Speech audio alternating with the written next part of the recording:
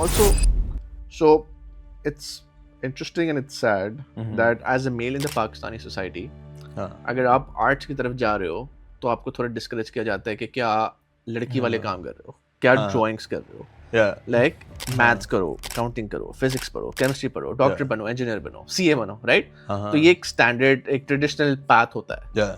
But you chose a very different, interesting craft, a path.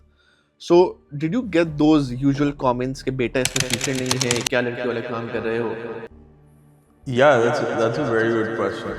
Because I think the question is getting at like a very key thing. Is this craft or are artists overall, do you think, because you're in this circle, do you think they're valued in Pakistan? Man, like I ask this question every time I considering like going back to work in Pakistan.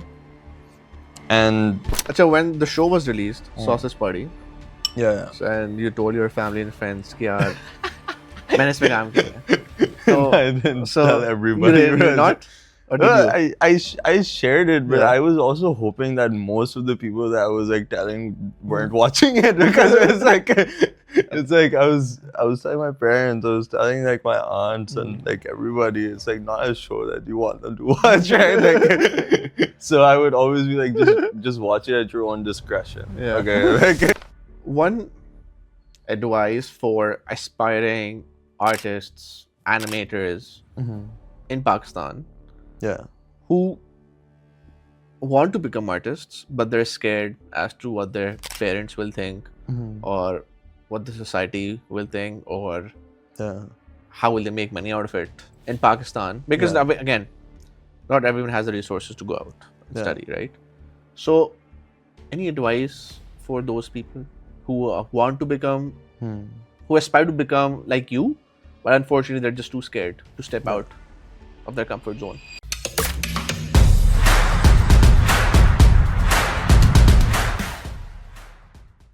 Assalamu alaikum everyone. Welcome to another episode of the Khanani Connection. और आज हमारे साथ बहुत ही interesting guest है, और जो काम करते हैं वो भी बहुत इंटरेस्टिंग और बहुत यूनिक है. And you guys will find out why. So we'll get right into it. Assalamu alaikum Shehzar, how are you? Walaikum assalam. How are you, Jawad? I am good. क्या हाल है?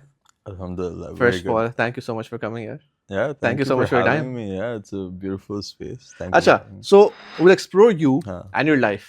But before that, we'll actually just give our viewers a hook as to what you do, right? So what do you do, Shehzar? Like, क्या interesting काम कर रहे हो जो मुझे लगा कि बहुत ज़्यादा interesting है? And sorry, for the viewers, मैं किसी भी अपने friend circle में, family में, दूर दूर तक किसी को नहीं जानता जो ये काम कर रहे हैं. ठीक है? So I'm sure you guys will find out very interesting as well कि क्या काम कर रहे हैं. Okay, cool. That's a very big pitch, but मेरा नाम Shehzar है. I am an artist essentially, or I started with drawing, painting, or recently मैंने जाके like animation as a career pursue किया, and since the last year I run my own business, and I'm the chief creative officer of Pirani Productions, and it's an animation and visual effects studio. So we produce animation and visual effects essentially. And viewers के लिए मैं एक और hook छोड़ रहा हूँ कि his work was also featured on Prime Video. But वो हम आगे बात करेंगे, ताकि आप आगे तक सुने. अच्छा, Shehzar, so we'll start off with your early life, right? So where were you born, schooling, college? So let's go from there, and then we'll explore how did you get into this. Okay, cool. So born and raised Karachi, Pakistan. Best city in the world. Yeah, 100%. Huge city. And yeah, born and raised 18 years there. Went to Bayview High School for like my primary schooling, and then we met at the Lyceum school. And so did that for a year actually. I didn't end up graduating from the Lyceum. I left a year early. Acha, I didn't know that. Okay. So sorry, do you mind me asking, why did you leave? Why did you leave? So okay, it didn't make sense. That is a very good answer. It didn't make sense, because now I realize okay, it actually didn't make sense. Because okay, by the 11th grade, like you become pretty much like my intention was always to pursue the arts, like and go bahar jana tha mujhe to pursue like some sort of fine art course or become an artist essentially. And so till the 11th grade, like you were pretty much like eligible to get into like most art universities, and it was very much about like your portfolio and like your ability to like convince them that main ye kar sakta hu, I'm good. um and so that's what I started doing. I started applying as soon as I could. Like I was talking to counselors at Lyceum, and Were I they was like, supportive, the counselors? yeah, well, like, I mean, I don't know, shout out to Nida Khan, she was amazing. Like, because she was like super understanding of my situation, because ho kya raha tha ke, like, I think I started out with like 4 subjects like everybody, right? Like, and it was like Similar situation. Yeah. math, physics, art, general. Those Okay. were my subjects. And math was like, it made sense in A1, but A2 was like, I could not understand what was happening. Physics was like also getting very challenging for me. Like general was like, why am I attending these classes? Like they don't make sense. And art was also like, okay, cool. Like I'm attending these art classes, but like it's like I should just start like doing what I want to do, and like I should just start like being an artist. And um, so immediately like I made the decision. Like as soon as I got into like one university, I was like, okay, I don't need the rest of high school anymore. And so I dropped out, and I remember the day that I gave my like letter. It's like, oh, I'm dropping out of school. Like, and yeah, like I think that year was actually like especially like lonely for me, because then you like realize, okay, okay, what is life outside of school, right? It's interesting, and also like the way Lyceum was as a school. Yeah. Like they're all people who were very studious, right? And dropping out from Lyceum didn't make sense because Lyceum unhi ko lekhte hain who were actually good in their studies, right? And you said you were enrolled in arts class in the Lyceum. Acha, mujhe aaj pata chala कि Lyceum mein there was an arts class because I think all the people I knew were, I think a batch was 400, 500 लोगों का batch था, I think. And everyone I knew was doing maths, physics, chemistry, accounting, economics. Like these were like the basic subjects, right? Yeah. But arts class में कितने लोग enrolled थे? And were you the only male in that class? Pretty much, yeah. Okay, yeah. Well, there was like this other guy in that class as well, but it was the two of us, and then Did he drop out as well? Oh, what happened to him? I don't even remember what happened to that guy. It's fine. It's fine. It's fine. But yeah, like it's and that was always the case actually. Like even in Bayview, when I was like doing my O-level art, like I think I was like one of like the only 2 guys, and there were like 12 or 13 people in the class. And then same thing with Lyceum. It was like I think 6 or 7 people in the class, and I was me and that other guy were like the only 2 people. Yeah. अच्छा, ये थोड़ा सा हम पीछे आते हैं, ये arts का शौक कैसे है? And also, so it's interesting and it's sad that as a male in the Pakistani society, अगर आप आर्ट्स की तरफ जा रहे हो तो आपको थोड़ा डिस्करेज किया जाता है कि क्या लड़की वाले काम कर रहे हो, क्या ड्राइंग्स कर रहे हो, लाइक मैथ्स करो, अकाउंटिंग करो, फिजिक्स पढ़ो, केमिस्ट्री पढ़ो, डॉक्टर बनो, इंजीनियर बनो, सीए बनो, राइट? तो ये एक स्टैंडर्ड, एक ट्रेडिशनल पाथ होता है. But you chose a very different, interesting craft, a path. So, did you get those usual comments कि बेटा इसमें future नहीं है, क्या लड़की वाले काम कर रहे हो? Yeah, that's a very good question. Because I think the question is getting at like a very like key thing. Okay, first of all, I want to acknowledge that I grew up privileged in Pakistan, right? So that pressure of like was not as intense. Okay, like you have to make money when you grow up, and obviously like dude, like everyone has to make money, everyone has to survive and stuff. And I just think that like there was always like some sort of like even an illusion of a safety net, right? Like and it was there, okay, like worst case scenario, like there will be somebody to fall back on somewhere, and like we can start again. And in Pakistan, like I think that's the issue, that most male guys like don't have that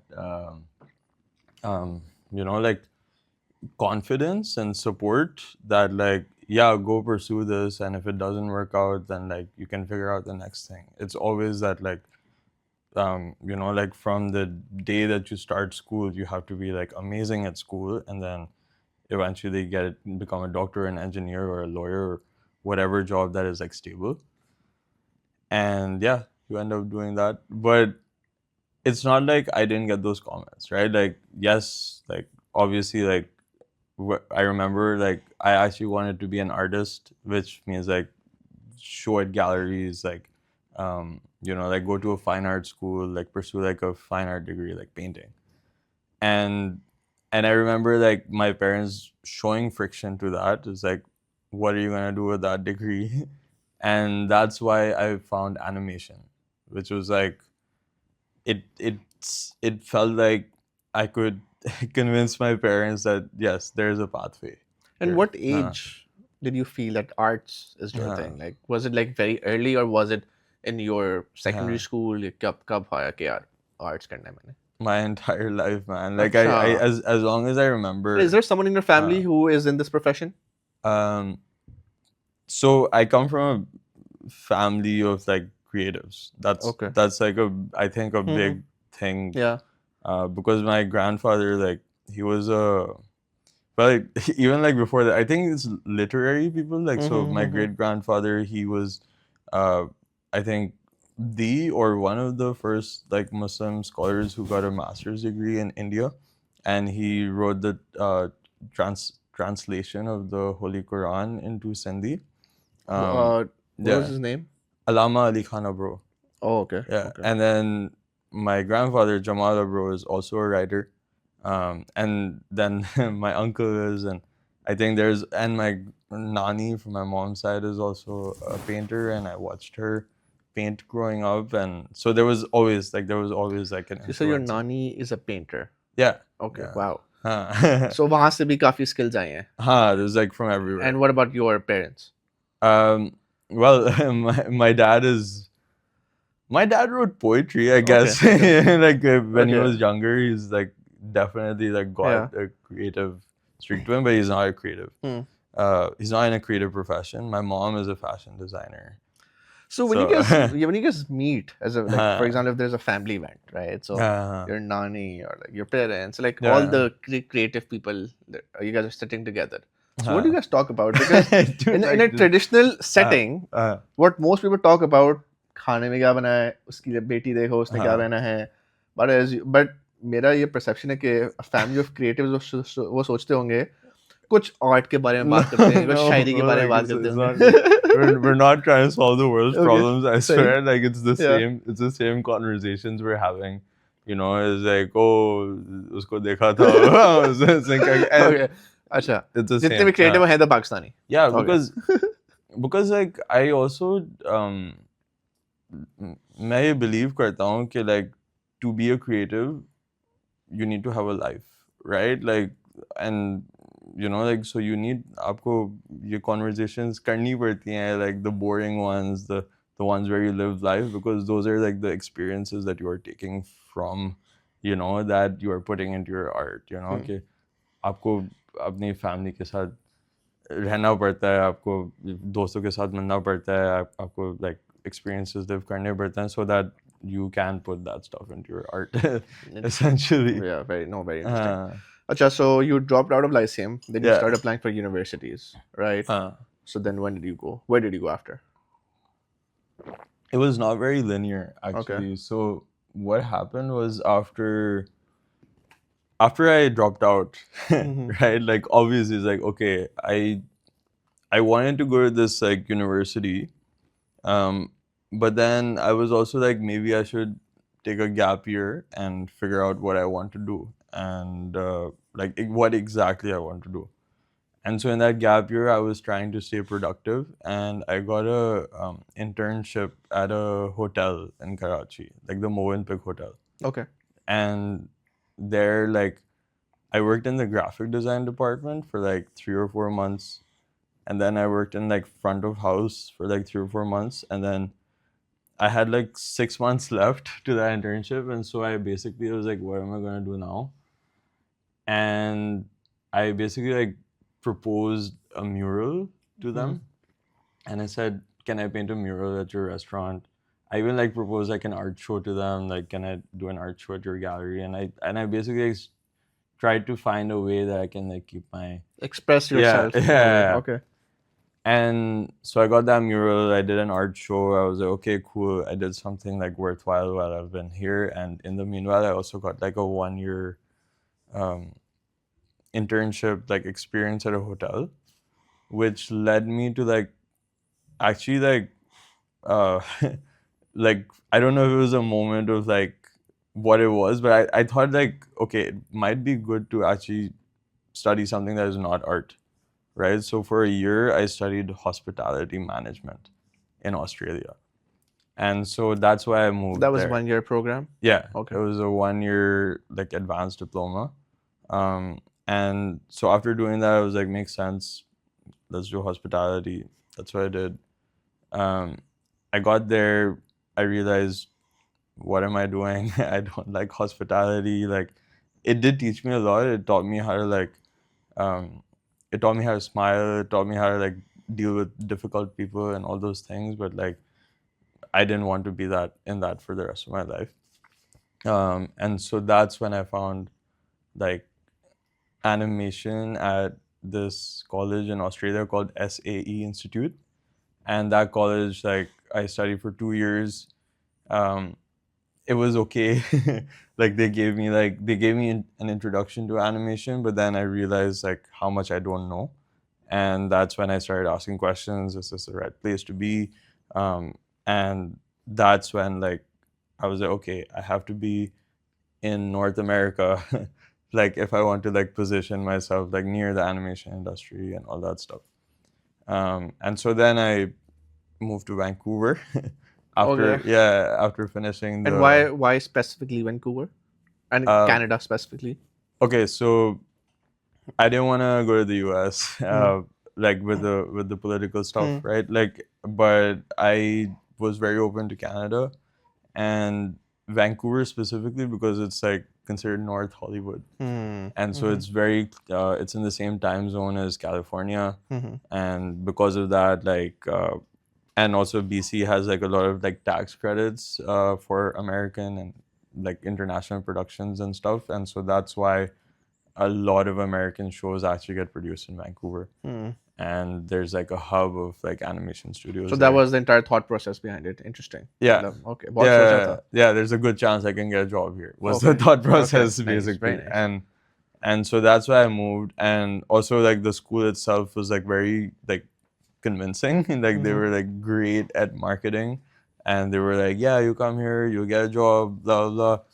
And so that's what I pursued. And you obviously realize that it's not like you graduate and you get a job. It's never like that. Like you actually have to work for it. You have to convince people, like all that stuff. Networking, as we call it in finance. Networking and like networking was one thing. Okay, like being like a great like networker is one thing, and then the other thing is like being a great artist, right? Like, and I think I was under the illusion that मैं एक महान animator बन जाऊंगा in like a year, which is not the case, right? Like most people, you cannot be an expert at something in a year, and so that was a huge realization that year, and that's why I spent 2 more years studying, and I got myself a bachelor's degree. So at this point, I'm like 6 years of like studying animation. And long time. Yeah, 5 or 6 years of studying animation, and graduated in 2022 finally with a bachelor's in media arts, and then immediately like started working in the industry. So that is finally my education. No, it's very interesting. So was it easy for you to get a job after graduation? Like, did you land a job like right after? I got very lucky because I got a job not at a studio, but as a teaching assistant at a, not my university, but a different like college, and they were teaching animation, right? So I got that job while I was still like studying my bachelor's degree, and that is everything. Like literally anyone who I like, like who's a student, like I tell them like you should be a TA, like because it's such a good position to be in, like that you are not obligated to do these assignments. You are not you just have to show up, right, to these classes. But you are getting face to face time with like this, like I don't know, expert in an industry, and he's like coming every week, and he doesn't expect you to do any work, right? Or he expects you to do some work, but he's not expecting you to do the assignments. That if you do them, that they're going to be pleasantly surprised, and they're going to like it, and they're going to like appreciate that you're putting in the work and all of that. Okay, that's what ended up happening, that I was just in a position like around all of these like experts in the industry, and they already like were like, okay, he's a TA, he's doing good, like, and already made a good impression with them. And so that's how I got my like first job at a studio, is like by being a TA to like a guy who just happened to be the head of animation at some company, some studio that I wanted to work at. Interesting. Okay. Yeah. So that TA job really helped out. Yeah. Okay. Yeah. And when you moved into that animation studio, so how was that experience? Was it better than what you expected or worse? Man, I have like as like I don't know how much I can share under my and like from that NDA, right? Yeah. Like, and obviously some things like, but like you really like realize how much you have to grow, like that in that first job, because like I didn't expect to have to grow that much, right? Like you go into it thinking like, yeah, okay, I have to get a bit faster, like for like being able to deliver stuff, and the quotas are insane, like especially like when you're working on like a TV show production, like quotas are insane. And that like you realize that like you don't just have to be like really good at like the quality, which was what your university or your education was teaching you, quality, but you also have to be very fast, and you have to somehow do both. Balance it out. So overall, what do you say, a good experience or a learning experience? Let's say we won't say bad. Yeah, it's I wouldn't say bad, because I would say it was challenging.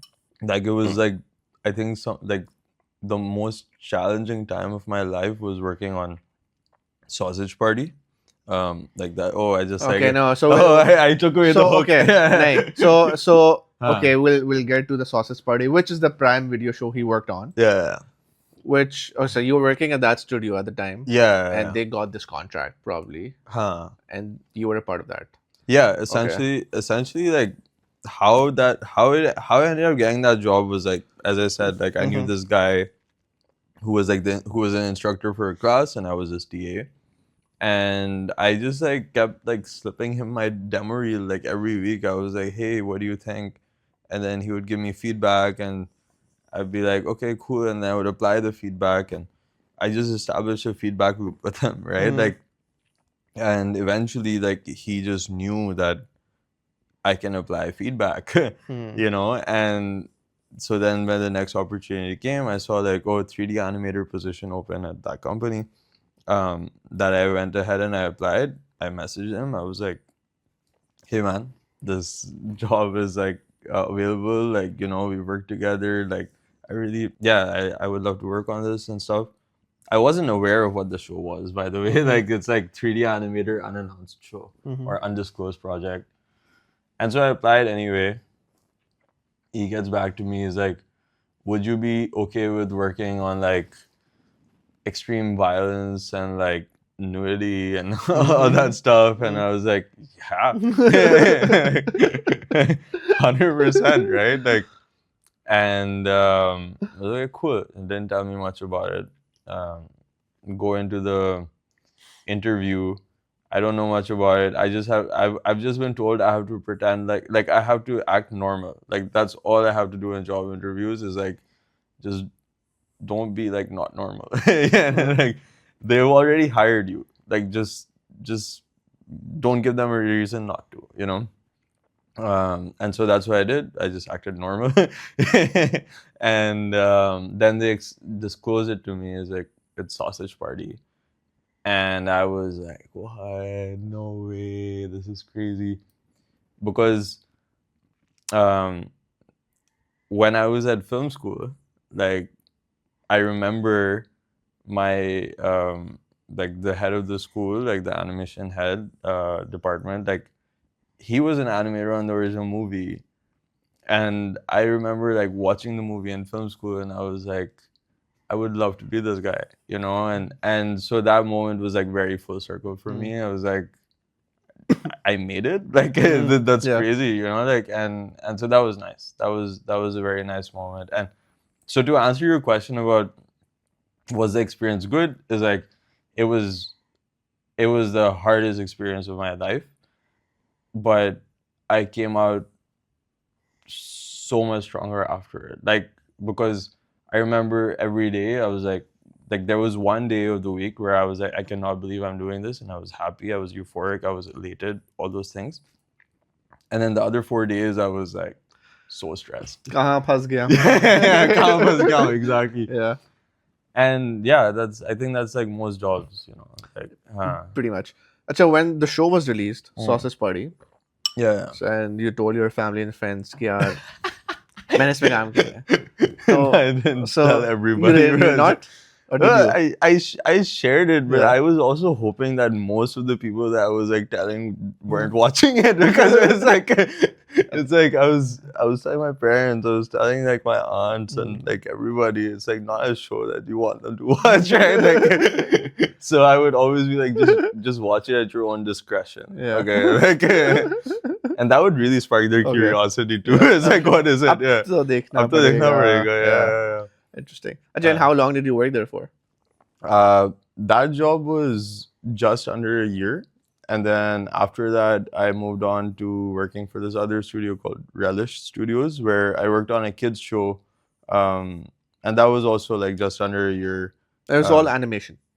Yeah, that was also all animation. Okay. Yeah. So the other thing that you do, like art, like you, because before the podcast, I went into your Instagram profile, and I remember back during a Lyceum days, one mein dekhta tha कि you had that Mohata Palace painting, that Sattar Ethi painting. I'm like, yaar, kitna talented banda hai, right? Thank you, man. So first, उन paintings से क्या करते हो? जब बन जाती हैं. I mean, like, do you, for example, firstly, do you draw them for yourself, or do you draw them for someone else? Well, I think there have been times in my life where I've been very prolific, you know, where I've just been like painting for the sake of like, oh, I like looking at that 7-Up can, so I'm going to paint it because I want to paint it or I want to study. And so I think first and foremost, I'm doing it for myself. And it's like a constant like study and a practice. It's like I'm just observing and recording and looking at things and trying to get better at how to see. But like, and that practice is what is informing my animation. That practice is informing my painting. It's informing my image making skills, essentially.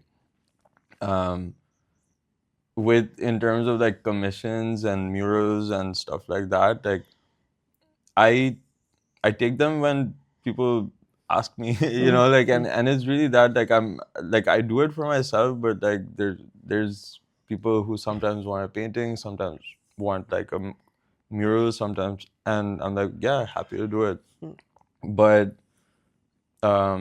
with this company that I just started, Pirani Productions, like it's more animation and visual effects focused. But essentially the goal is that it's visual art production, right? And so all these projects, like I've now started like taking these art projects under Pirani Productions also because at the end of the day, I'm like making beautiful images. I'm making like beautiful videos, and it all comes under like visual art. And so it's like, it's really, to me at this point, more about like working with brands, working with collectors, working with people about realizing what their creative projects are. And so before, maybe I positioned myself as an artist or a drawer or like a painter. But now, like with this company, like I'm positioning myself more as a creative producer. So creating projects, building teams, making things happen, selling them, like working with brands and convincing them that like, yo, we should do this, or like going to organizations and saying, let's do this. And I think that's more where I want to be, because if I have that, then I can still create the art, right? Like, yeah. So the Mohata Palace picture you painted and the Sitar E21, was that for yourself?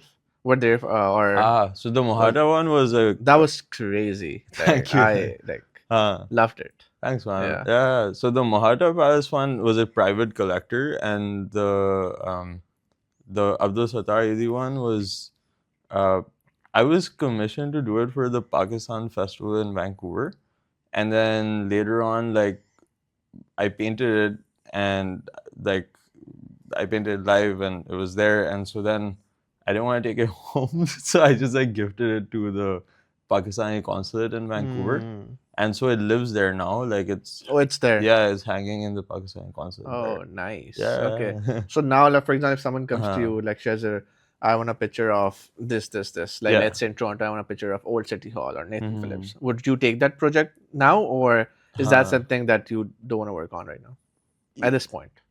I always like welcome a discussion, like definitely have started becoming more picky about the projects that I take on. But I still like would paint a commission for a friend, like, and I would still like, yeah, like no commission is too small or too big, like honestly, like but it has to be like worth the time, and that does not necessarily equate to money. It could be like, yeah, this thing has potential. It could look very cool if I made it. And how long does it take you to paint? I'm very fast. A picture like Mohata Palace, for let's say, like I think, how long did it take you? Well, I did paint that like 10 years ago, so I remember like spending like 2 or 3 weeks on it. But if you do it right now, definitely like less, like maybe 2 or 3 days. Oh, you'll be done with it. Yeah. Okay. Like I learned to be very fast. So 2 or 3 weeks. So do you used to go there every day and paint there on site? No. Okay. So no. I do picture. Yeah. Okay. Yeah.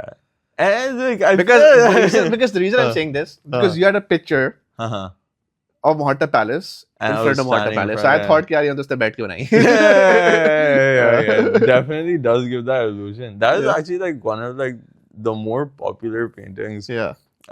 And my friend, like the guy that I painted it for, always says like, this painting made you famous or something. And like, it sure done. It was so nice. I actually upload that on my channel as well. Yeah. So that everyone gets a chance to see, because that was amazing. Yeah. And everyone who is from Karachi, they'll immediately recognize what that is. Like, it's so nice. Yeah. But yeah, it was so yeah, like it really is like, I'm always because recently I painted a mural for like an Italian restaurant at Papa Giuseppe's, like at Port Credit in Toronto. And that was a great project because it kept me like I was still like teaching art at this other organization like during the day, but I was like, cool, I can do this in the evenings, and like it was fun because. So are you one man show right now? Like, so you have your own company, right? Yeah. So firstly, how is it working for someone and working for yourself? Like, how is that different? Okay, so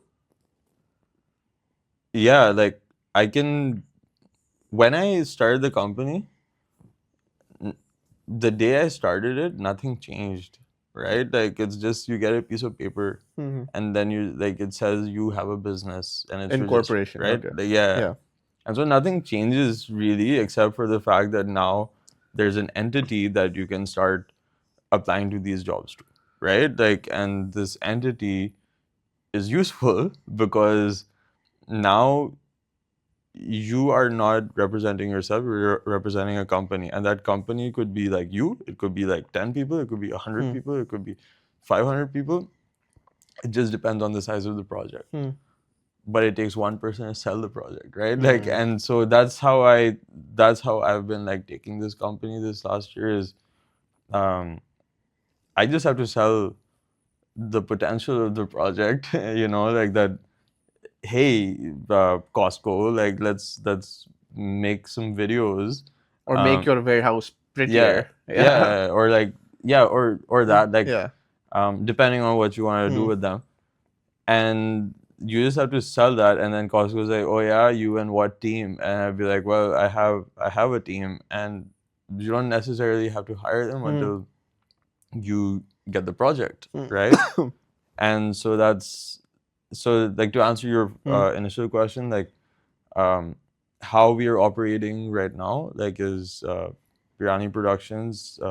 I'm Chief Creative Officer, and then we have a core team of artists. Like, there's like supervisors of like 3 different departments, and then under those departments, there's like artists who like are contracted to do like specific jobs, and we have like a project management software where we like track all of this stuff, and then we have a production manager who like basically like gets on top of them, like make sure that things get delivered. And right now my job is like like long-term vision and being like the face with the client. So like like talking to the client and making sure that they're happy all the time, and making hiring decisions with creatives and all of that stuff, because one of the reasons I started this business was like because I have access to a lot of creative talent and network, and that's why I feel like that's another asset I have that I can sell to these companies. So you are enjoying more in Pirani Productions versus your previous 2 jobs? Man, that's a great question, because like I enjoy everything I do. Like, essentially, like, Because you're doing what you love, so that's the yeah, good part. yeah, Yeah. and that I never ever felt like I'm not where I should be, like, because even in that job I felt like, yeah, this is really, really hard, but I'm exactly where I should be. Like, I need to go through this, like, for me to be able to grow, right? And but like, to answer your question, like,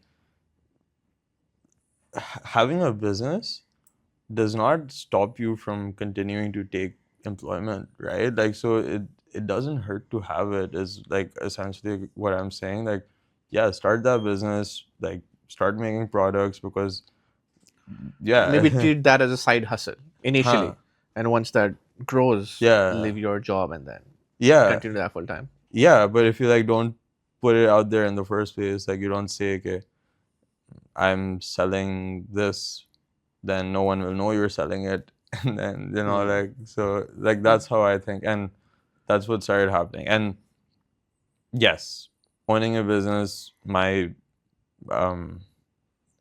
life satisfaction has been like much better, because I have like more autonomy over things. Flexibility. Yeah. In terms of your schedule as well. Yeah. Does that matter to you? 100%. Okay, like matters to everyone. Yeah. Acha, Shehzar, we are seeing this AI boom, right? And in your industry, like graphic designing and like all the creative stuff, right? Correct me if I'm wrong. I think AI can do some of the tasks right now, like for example, creating a design or whatever, right? So has that impacted you so far, like your work? And if not, do you foresee that impacting your work? Because what we're seeing, ke bhai, AI will replace everyone, especially the kind of field you are in, right? And like you can generate an image through ChatGPT or Gemini, like, and they're super cool, super nice. Yeah. Or maybe in the future, animations all through AI. Like, I don't know, maybe. So what do you think about that? Yeah, there's like, I could speak for hours on this one question alone Yeah. because I have like literally like every like Toronto night out, like I end up like ranting about this and becoming like the most boring person Okay. in the You room. can Like, summarize it.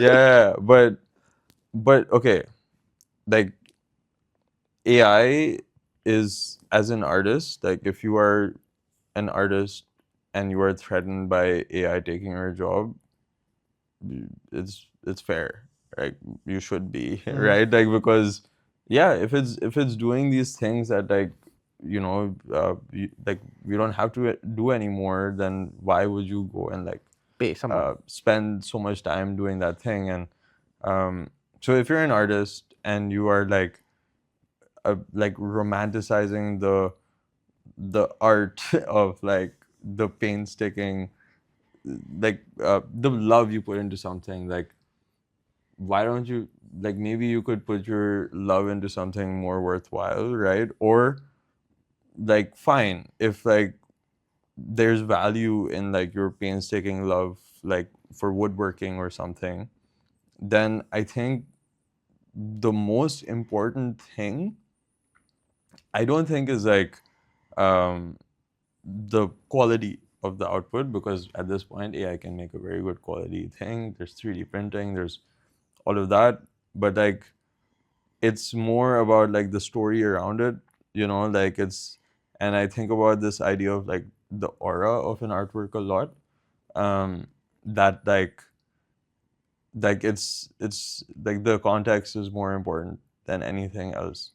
um and that like if I look at a painting, if I look at, like, if I saw like a print of the Mona Lisa here, it would not have the same effect on me as like the actual Mona Lisa in the Louvre, because there's like an aura around the Mona Lisa in the Louvre, right? And so, yeah, that's like one facet of the argument, right? Like there's like value in like human touch and all of that stuff. But in our industry, like in especially like what I'm seeing in my own company, I'm saying like the way that we can make things faster and still get the same result and do it in an ethical way, because ethical is like the most important thing, um, with like this whole generative AI thing, then why not do it? And it's something as simple as like, I'll give you a very specific example of this. Okay, where like we had a shot where we had to like move something in like, and we had a still image of it and we had to like move it, like, and so we could either hire an animator and give them 2 days of pay to do that, or we could just like upload it to like one of these like generative software and then it moves it, and it's not the entire image, right? Like that, because that's not the final image that the audience is going to see. That's going to be a very small part of the image in the background, like all blurred behind a green screen, like. And so first we source it ethically, um, and then we use it transformatively, right? So if I had taken that image from the generative software and put it into the theater without touching it, I think that is not ethical because it's not yours. But if you're transforming it, Yeah. then you're good, right? Like because that's what we do as artists. We transform things all the time. And it's always like a means to an end to tell an amazing story, right? Like, so I don't care how good your drawing is. Like, if you cannot tell me a good story with it, like, then what's the point of it, right? Like, I'm not going to get your attention. You're not going to get my attention if you don't tell me a good story with it. It's interesting because I think that's how an artist thinks, which is nice. Yeah. But a businessman who wants to save money, yeah, like me, they would also think differently, KR. Like, for example, your clients, like if they can just put something in any of the AI chatbots, okay, do this for me, and if it's doing it for them, why would they pay you the big bucks? Eventually, maybe not right now, but in the next 5 years as AI progresses. Yeah. Right? And if it's doing all the job for them, why would they pay you the big bucks? Because of specificity. Like right now, like AI lacks it completely. Okay, 100%. two things. One is specificity, and the other thing is like protecting themselves from litigation and all these things right now that could be issues in the future by using these generative software that have been like trained unethically, right? And so a lot of studios are not touching it, or they're finding a way to use it in an ethical way, and that's the thing. Like, to give you a very specific example, like as an animator, right? Like, okay, you tell me to like, my director tells me to like, hey, I want you to animate this guy drinking a glass of water. Okay, and I can put that to, like Sora or any other AI agent and say, hey, can you animate a guy, or can you animate, I don't know, Homer Simpson drinking this glass of water? And it animates it, and it looks like a person drinking a glass of water, right? Now the issue is that that is like an average of an idea of a person drinking a glass of water. 100%. And what my director, who I have like had so many back and forths and everything with, like over like just how that person should pick up that glass of water, right? Should it be like a this and this, or should it be like a this or a this? Like how, right? Like what is the like, and is he excited about it? Is he angry? Is he sad? Is he mad? Like what is the feeling? And maybe one day like AI can get that specific, right? And probably will. But what I'm getting at is like, yeah, 100%. That human touch is important. Yeah. And I agree. Like, I'm in finance, right? And AI can analyze financial statements, balance sheets.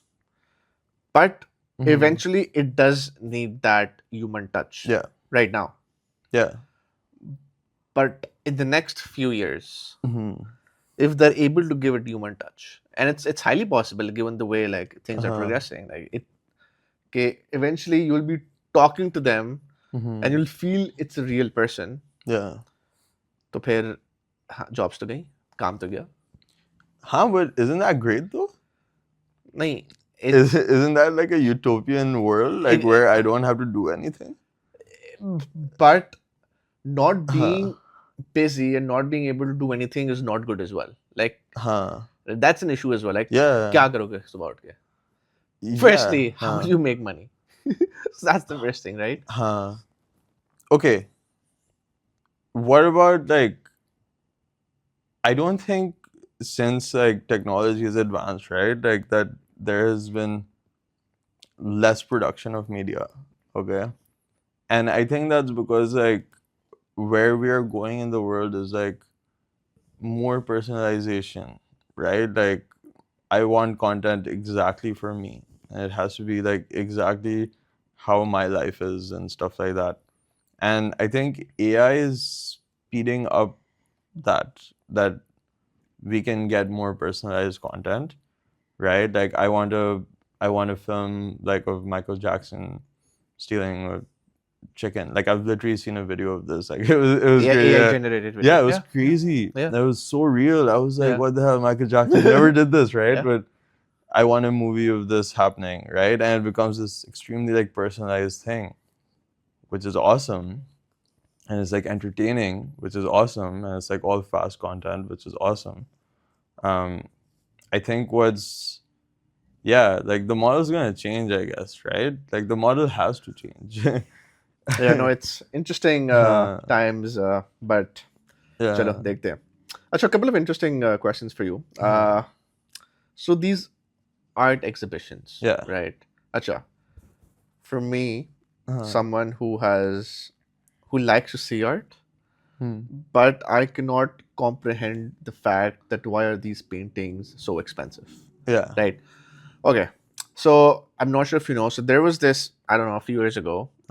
There was this, not a painting, but a banana duct taped into a wall. Yeah. It was sold for, I don't know, $6 million or something, right? Something like that, yeah. And a cryptocurrency entrepreneur influencer, he bought it and he ate the banana and he paid $6 million for it. Firstly, why was that worth $6 million? Because somebody said it was worth that much.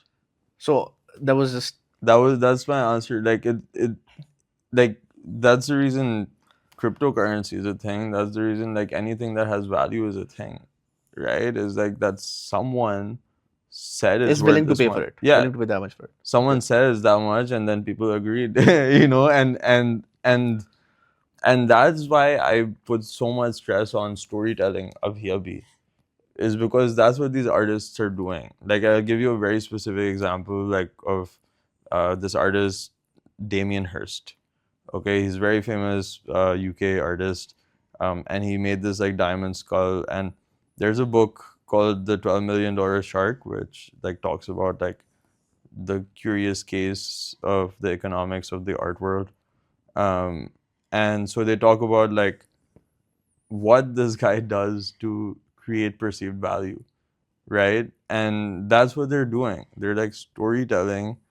They're creating perceived value around things by like, oh, I will put this skull like in a super secluded area in the dark with like these barricades around it and like a red carpet, and like press is like taking photographs of it, and I can only, like the audience can only see it for like 5 seconds at a time, and so you're creating rarity, right? Like, and you're inviting people who will say this art is worth that much money, right? So you're inviting Larry Gagosian, or you're inviting these like big shot curators who will tell other curators that, yeah, like buy that because that's worth $2 million. And I think that's how that's how they're so highly valued. Art is valued. Yeah. And what do you think about these digital about digital NFTs, digital art? Yeah. And what do I think? Is this? It never excited me to buy one. Firstly, I don't know what that is like. What is it like? A painting? Yeah. A digital painting? I don't know. And you have rights to it now. Yeah. So like, how does an NFT work? A digital artwork? Bro, you remember did you ever play the game Pet Society? I did not. Okay. It was a famous game, right? Okay. And I think it's this. It's like you buy into a world, right? Like you buy into this world, and if that world could get you in there for free, okay, but then there's like things in the world that give you status. It's like owning a land near the moon. Yeah. Yeah. And so if you are in the game and there's a thing that will give you status in the game, which is like, for example, like a Andy Warhol soup can, right? Like if that will give you status, like you put it there, it's like obviously you're gonna be like motivated to buy it, right? And I think that's how Pet Society worked, which was like, I remember like wanting like those blue coins so bad that I would like ask my mom for a credit card and stuff, because I just wanted to buy like a car that like doesn't exist, you know, in real life. And I think that's how these NFTs work, and I feel like that's how like crypto even works. That's how people are scammed.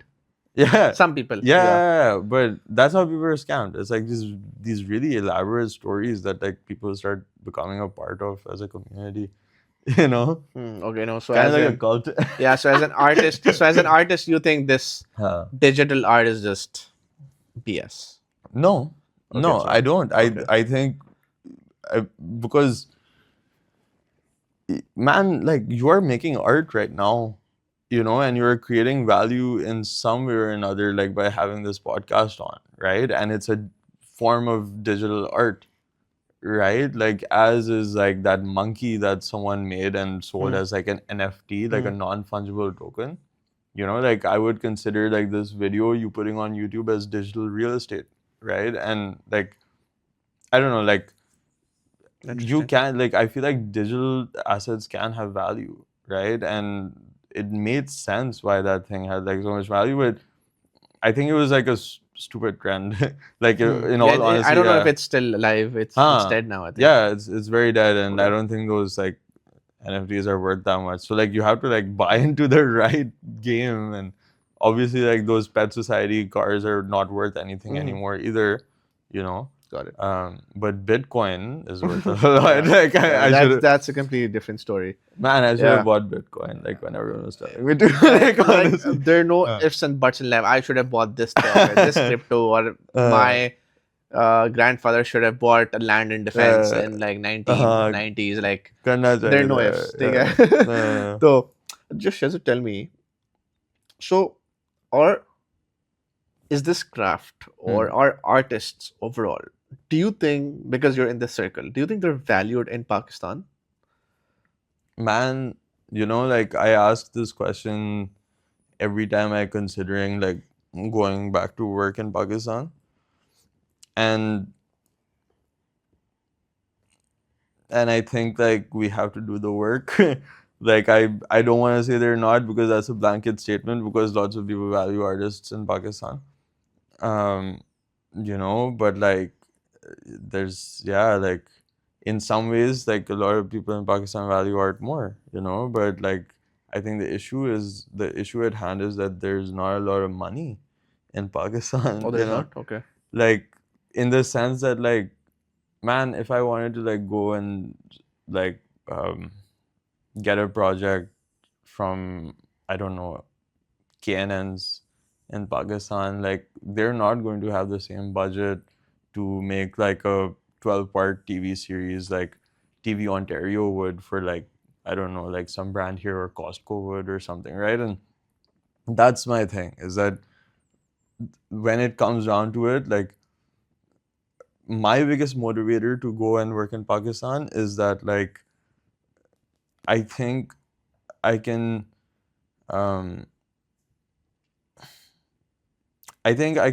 do things in a bigger sense back home, right? But in a different way. But over here I can be supported financially doing it, like with even in a smaller sense. And it might be easier to get things done in Pakistan, but like here it's like, I don't know, I just find there's like more opportunity, and there's more people willing to pay money, you know. And so in an ideal world, and I think this is how especially the media market has like evolved in Pakistan, is that a lot of studios actually just get work from Canada or the US like through some company that works here, and then they hire artists back in Pakistan because they're cheaper. And so it creates an economy like that, and it's beneficial for the studio in Canada, because like they're making like record-breaking profits, and in Pakistan because they're getting employed for probably a bit more than what they would get in Pakistan. So it's a win-win. So it's kind of nice, and I think like I really like how, because I also like one of my like one of the people who works in works with me, and like he's honestly like one of my favorite guys in the world, Zubin. Like he's from India, and like I know a lot of like Indian artists who, and I've seen the Indian animation industry, and it's very interesting to see like what's happening there. And what's happening is like studios are popping up, teams are getting built, you know, teams are becoming bigger, they're getting projects from Canada to make, and then EA or some big studio comes and buys them, right? Because to them it's like, oh cool, like the studio's already made, they're making good stuff, like we had the staff, like they're trained. Amazing. And so I feel like that's like, to answer your question, like I think we have to do the work in creating the value by doing these kinds of things, you know, where we like, I see a pathway for people to invest in animation in Pakistan, right? Like these are the pathways to do it. I feel, but yeah, it's like it is harder to get paid there. Hmm. It's harder to get paid like more. But you're respected there or no? In Pakistan? Like The work, in terms of the work that you do. Like, for example, the thing is, like, जो हमारी podcast से पहले बात हो रही थी, even early during the podcast के, a lot of people, when you say I'm an artist, they look down upon you. Yeah, artist. अच्छा, when people hear artist, सबसे पहले इनके दिमाग में आता है एक्टर है, like कि ड्रामा में एक्ट करता है, because पाकिस्तान में ड्रामा इंडस्ट्री बहुत बड़ी है. Like इतना ज्यादा ये नहीं सोचा जाता ये तो पेंटर है या एनिमेटर. एनिमेशन का तो पता ही नहीं ना पाकिस्तान में. Like कितने लोग, less than 1% of the population who know what animation is in Pakistan, right? Yeah. So that's why, like, for example, एक तो मार्केट आई थिंक पाकिस्तान की बहुत छोटी है in terms of the work that you do, right? और जिसमें आपको grow करना है, राइट? तो आई थिंक ये भी हर्डल है. पाकिस्तान में मास मार्केट रिस्पेक्ट नहीं करती आर्टिस्ट को आज तक, which I think it's very unfortunate. तो ये भी based on my observation, ये भी पाकिस्तान में हुआ. Yeah. Shehzar, what does future look like for you? Like, what are your plans? Honestly, man, like, that's a good question. Like, I want to pursue like Pirani Productions very much full time. Like that's where I'm at. Like my goal is like I'm a creative producer now. I want to create projects. I want to build like these build teams where I might or might not necessarily be a part of them, but projects are going on and I can contribute to them, you know, through my own company. And that's the goal with Pirani Productions, is to create a system like that. I want to keep studying. I want to keep getting better at animation. I want to teach as well. Yeah.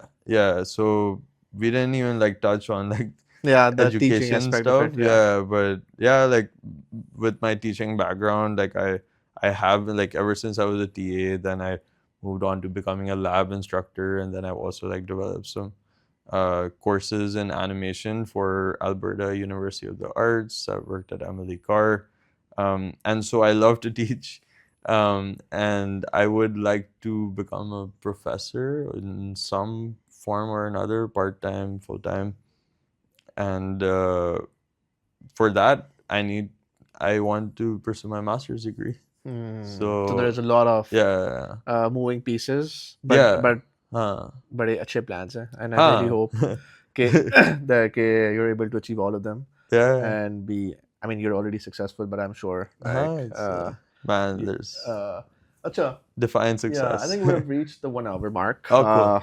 Okay. पता नहीं चला.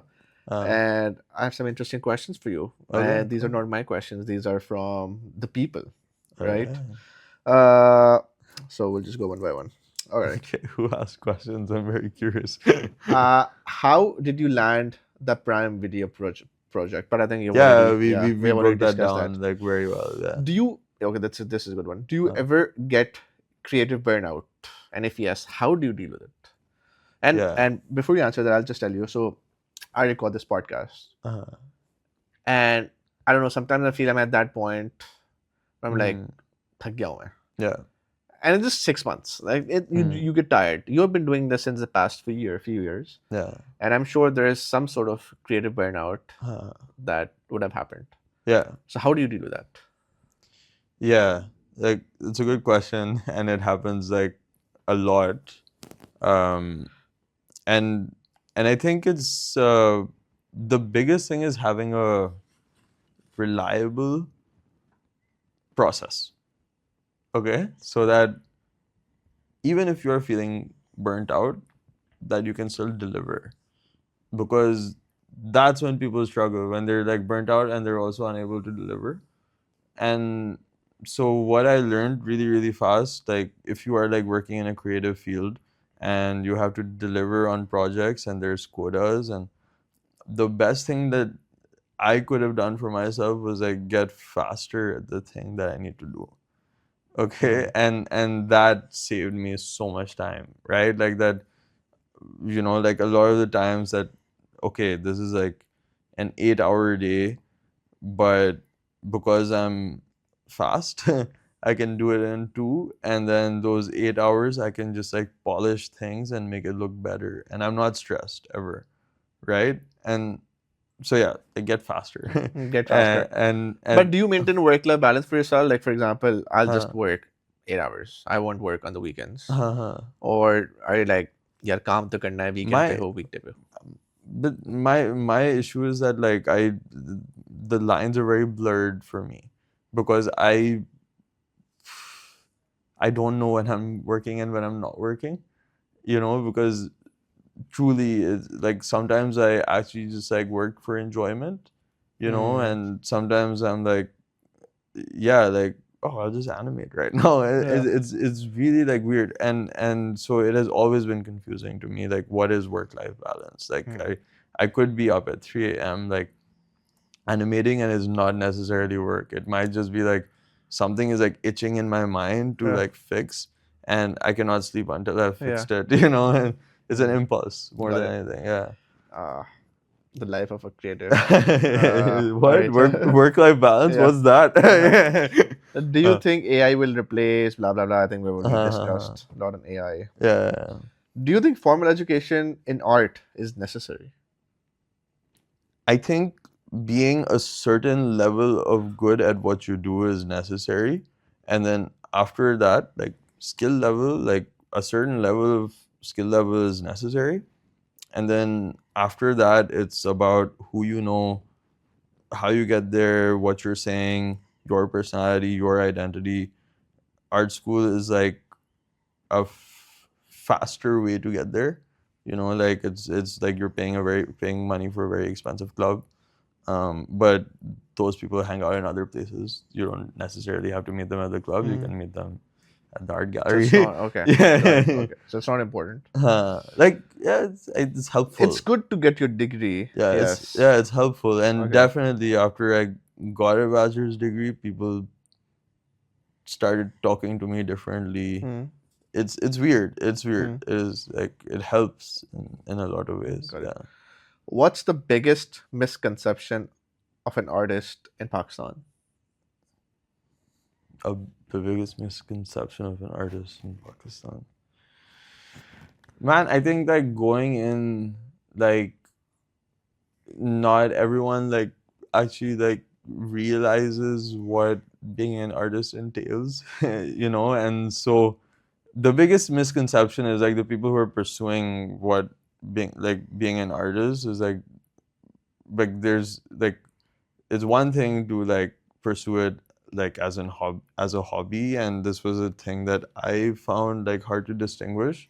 But it's like a hobby is different from like a job, and if you're going to pursue it as a job, like you have to approach it with professionalism, and like there's a lot of artists out there. I'm not gonna say in Pakistan, but in the world who do art, like who say they're an artist professionally but are doing art as a hobby, and they're not really like looking at it as a business, and they're not looking at it like practically speaking. They're just like, oh, today I feel like making a flower, and here, look at my art. Why isn't anyone buying my art? Oh my god, like it's most artists. अच्छा ये question मुझे समझ नहीं आता पर मैं फिर भी लिख लिया है. Maybe you understand. How do you use 3D Blender effects with After Effects? I don't know if it's related to animation or art. I don't know. Okay. How do you use 3D Blender effects with After Effects? I don't know what it honestly means. like you're talking about like they're talking about two different software. Okay. I don't know how to combine both their workflows. Okay. Like Blender, I actually personally use Maya Autodesk. Blender I have used, and it's like really, really good, and like I've seen like a lot of great productions on it. And I use After Effects too, but I've never used After Effects and Simultaneously. Blender Okay. like to combine effects or something. The last one I have. What inspired you to become an artist? Man, I don't think I could like pinpoint it to like one thing. That's the thing. It just runs in the family, I think. Yeah, and I think there was always like encouragement. I remember like just knowing I'm the art guy, you know, and like there was like no doubt in my mind or anyone's mind that Shehzar's an artist, and that just stuck. And here I am. And then you said you were the art guy. Yeah. In Pakistan, it's rare for a male to be an art guy in school. Yeah. Were you popular in your school because you were the art guy? Bro, it came and went. That's the thing. Like, I remember like I was not that popular for a while. Then I became popular. Like, then I was like not. And then in Lyceum, I think like being an artist, you are very popular with the ladies because it's like, yeah, like you're sensitive, you know how to draw, and you're like, and so like definitely like there is some. It's a very different skill to have, and yeah. But other than that, like this like it depends. I don't think that's like a that necessarily makes you popular or not. Like there's other things that make you popular or not. there are multiple. There are quite a few things. Okay. Acha, before I end this, have you seen the show Farzi? It's on Prime. It sounds very familiar. It's on actually. Prime. It's an Indian show. I'm not sure if you watch Indian shows. I haven't seen it. Yeah. So I mean, I'm not sure if you like it. So the story revolves around a man who's an artist. Okay. Right. And so he draws paintings for people, and he doesn't have money. He's poor, गरीब है वो बेचारा. तो वो basically replicas बनाता है जो famous paintings हैं, ठीक है. And eventually he gets so frustrated, and he decides to design a currency note, right? So he does a currency note बनाता है वो, और इसका जो दोस्त होता है वो printing expert होता है, तो वो नकली नोट बना लेते हैं. So the Farzi means fake. Right, so they print fake notes. Okay. So have you ever thought कि यार मैं fake note बना सकता हूँ, design कर सकता हूँ? Yeah, I think there's like many more aspects to it. like printing machines. Yeah, no, I just had to ask. Totally unrelated. That's no, but good. It's a good question because it goes back to like how do you create value out of nothing. Exactly. And he was a millionaire until he got and so he was being an artist in the essence of what Damien Hirst and Andy Warhol and all these artists they basically created value from nothing. Watch that show if you get time. It's on Prime. Okay. That's on Prime, I think. Sounds good. But no, Shehzar, it was great having you. Yeah, thanks. I think I got so much to learn from you on AI and what art is and how paintings are valued so much, NFTs and like a bit of crypto as well. But thank you so much for coming. Any closing thoughts, comments? No, this is great. These are great conversations to have. Like I've been meaning to like actually like all this stuff I talk about like in education settings and classes, but because now I'm working independently with Pirani Productions and trying to like put out my own educational and art content. That opportunities like this, like it's great practice in the first place, and just like I'm honored to be speaking in front of your audience. Thank you so much, Shehzar. Achha, one last thing before we end this off. One advice for aspiring artists, animators in Pakistan who want to become artists, but they're scared as to what their parents will think or what the society will think or how will they make money out of it in Pakistan. Because again, not everyone has the resources to go out and study, right? So any advice for those people who want to become, who aspire to become like you, but unfortunately they're just too scared to step out of their comfort zone? Yeah, like I think like one rule that I like live life by is that whatever I do, I just have to be very, very good at doing it. Okay. I remember I was not good at biology, chemistry, mathematics, and all of that stuff, and that's why I didn't pursue it. Like realistically speaking, like I wasn't trying to force myself into doing something I didn't want to do. But Shehzar, do you think you did not have that kind of family pressure that most households have? 100%. Yeah. Right?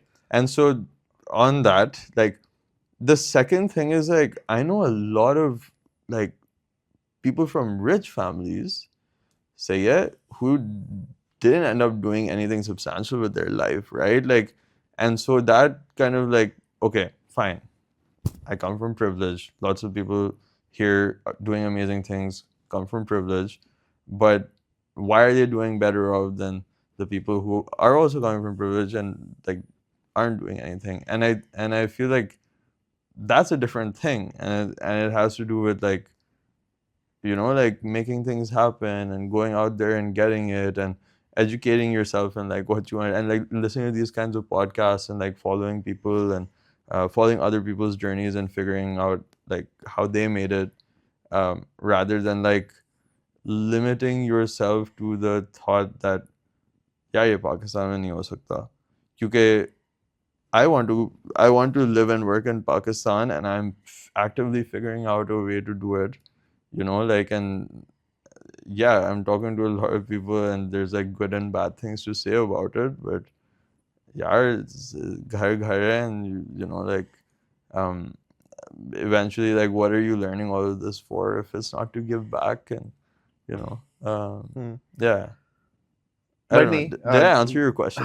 no, you did. But Okay. no, if you're good at something, हाँ pursue it, because eventually you will be successful. हाँ society तो कहती रहेगी, yeah but वो क्या कहते हैं, लोगों का तो काम है कहना.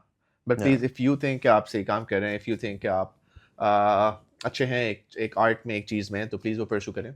एंड फॉर एनी क्वेश्चंस, और अगर शेज़र से कोई और सवाल हो, for any aspiring educators and artists, animators, please reach out to him on Instagram.